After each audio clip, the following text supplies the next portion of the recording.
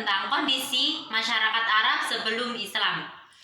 Untuk materi yang pertama yaitu kondisi kepercayaan masyarakat Arab sebelum Islam. Masyarakat kota Mekah sebelum mereka menyembah berhala dan batu-batuan adalah masyarakat penganut ajaran tauhid yang dibawa oleh Nabi Ibrahim alaihissalam, yaitu agama yang mengajarkan percaya dan menyembah hanya kepada Allah Subhanahu wa taala. Kemudian ajaran itu diteruskan oleh Nabi Ismail yang merupakan putra Nabi Ibrahim. Di antara sejumlah ajaran dan kebudayaan Islam yang terpelihara sampai sekarang seperti Ka'bah, makam Ibrahim, dan peristiwa kurban. Setelah Nabi Ismail wafat, maka terjadi keterputusan risalah yang akhirnya mereka menyembah selain Allah Subhanahu wa taala. Proses perpindahan kepercayaan ini bermula ketika salah satu pembesar suku Khuzayyah bernama Amir bin Lu'ay al-Khuzai pergi ke Syam. Di kota itu dia melihat penduduk kota Syam melakukan ibadah dengan menyembah berhala. Melihat tata cara peribadatan yang berbeda dengan mereka dan masyarakat Mekah pada umumnya, maka Amir tertarik untuk mempelajari dan mempraktekkannya. Untuk keperluan ibadah tersebut, Amir bin Lu'ayyah meminta sebuah berhala dari suku Amalikoh sebagai kenang-kenangan dan akan dijadikan alat-alat perantara dalam beribadatan masyarakat Mekah guna mendekatkan diri pada Tuhannya. Berhala yang dibawa Amr diberi nama Hubal dan diletakkan di Ka'bah. Berhala Hubal ini menjadi pimpinan berhala lainnya seperti Lato, Uzza, dan Manna. Amr bin Lu'ay mengajarkan kepada masyarakat Mekah tentang tata cara menyembah berhala sebagaimana dia belajar di Syam. Sehingga masyarakat meyakini bahwa berhala adalah perantara untuk mendekatkan diri pada Tuhannya. Selain berhala-berhala tersebut, mereka juga membuat berhala-berhala lainnya hingga mencapai 360 berhala yang diletakkan mengelilingi Ka'bah. Dan mulailah kepercayaan masuk ke masyarakat Mekah dan kota Mekah menjadi pusat penyembahan berhala. Pada saat musim haji, banyak masyarakat dari bangsa Arab berziarah ke Mekah dan melihat berhala-berhala di sekitar Ka'bah. Mereka bertanya tentang alasan menyembah berhala. Para pembesar menjawab bahwa berhala-berhala tersebut merupakan perantara dalam menyembah dan mendekatkan diri kepada Tuhan. Setelah itu, mereka pulang ke daerah asalnya dan meniru tata cara ibadah masyarakat Mekah. Mulailah kepercayaan baru menyebar ke seluruh jazirah Arab.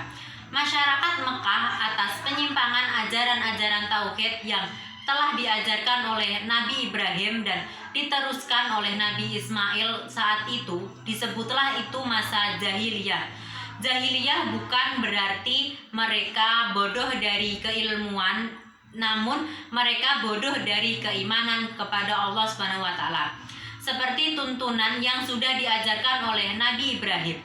Selain kepercayaan terhadap berhala dan agama-agama tersebut, masyarakat Arab juga ada yang menyembah malaikat dan menyembah jin. Mereka menganggap bahwa malaikat adalah anak-anak Tuhan yang berjenis kelamin perempuan. Seperti ditegaskan dalam Al-Quran surat Al-Shaffat ayat 151 sampai 157. Yang kedua yaitu kondisi sosial masyarakat sebelum Islam. Bangsa Arab dikenal dengan bangsa ahli syair dan pemberani.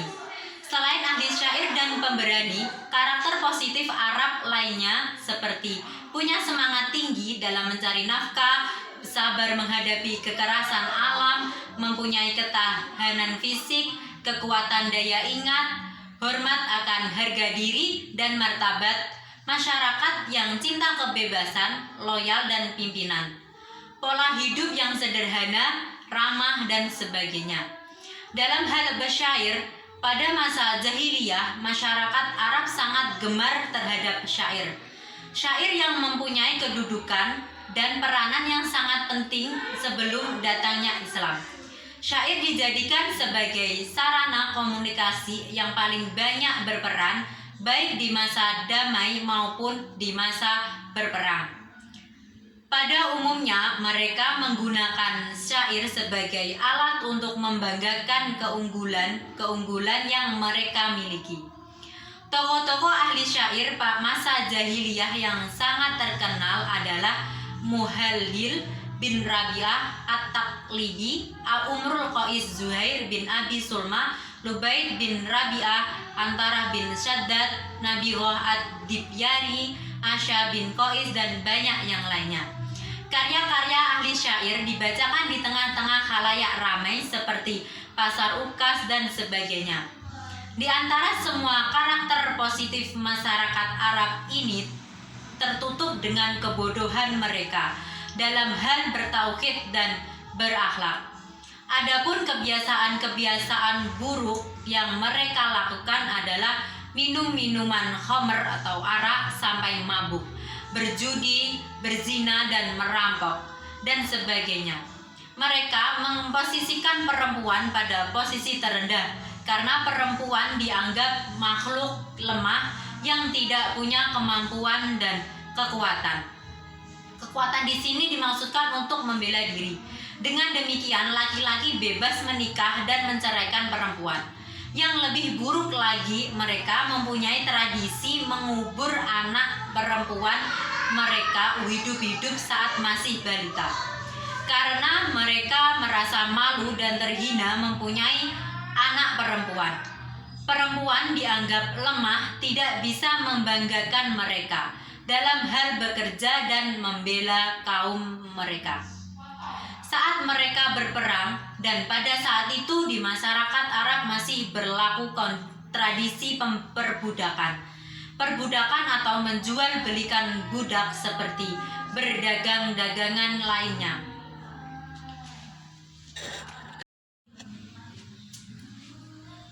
Yang ketiga yaitu kondisi ekonomi masyarakat Arab sebelum Islam.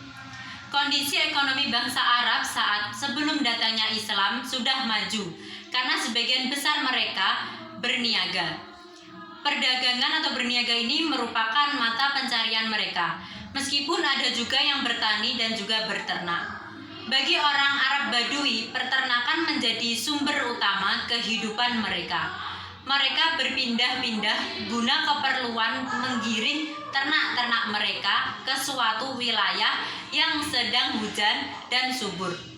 Jadi kehidupan mereka berpindah dari suatu daerah ke daerah lain atau nomaden. Dari hewan ternak mereka bisa mengkonsumsi daging, meminum susu, serta membuat pakaian dari bulu domba.